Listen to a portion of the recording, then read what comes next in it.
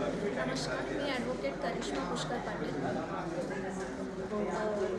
Madam, मला तुम्हाला एक प्रश्न विचारायचा आहे. सायबर क्राईमबद्दल आपल्याला काय माहिती? सायबर क्राईम ॲक्च्युली आत्ता जसं टेक्नॉलॉजी वाढत आहे तसं सायबर गुन्हेही तितकेच वेगाने वाढत आहे. सो प्रत्येक इंडिव्हिज्युअली प्रत्येकाने आपण सायबर टेक्नॉलॉजी वापरताना प्रिकॉशन घेणं खूप गरजेचं आहे.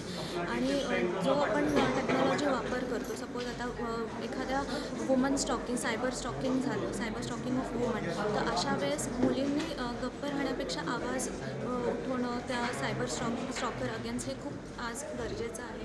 आणि इवन आपण टेक्नॉलॉजी वापरतो लाईक इंटरनेट किंवा सोशल मीडिया, ह्याच्यामध्ये पूर्ण प्रायव्हसी सेटिंग्स, त्यानंतर आपण अननोन लोकांना जे ॲक्सेप्ट रिक्वेस्ट वगैरे करतो हे आपण हे अवॉइड करून ज्या लोकांना आपण माहिती आहे ह्या लोकांच्या रिक्वेस्ट ठेवल्या किंवा टेक्नॉलॉजी वापरताना आपणच इंडिव्हिज्युअली त्याची काळजी घेतली तर सायबर गुन्हे नक्कीच कमी होतील.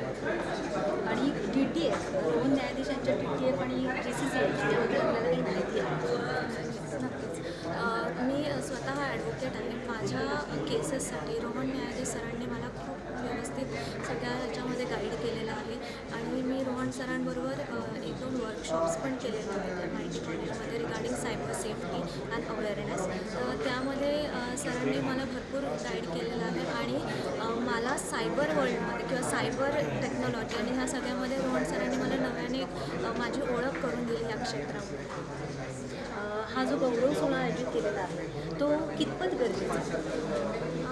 हा सोहळा नक्कीच गरजेचा आहे, कारण इंडिव्हिज्युअली आम्ही स्वतः हे सायबर अवेअरनेस वगैरे ह्याच्यामध्ये आहोत. तर ह्या सोहळ्यामुळे अवॉर्ड सेरेमनीमुळे आम्हाला नक्कीच प्रोत्साहन मिळतं. आणि every individual who is involved in this will surely boost their energy to work more harder in this field. Thank you. Thank you.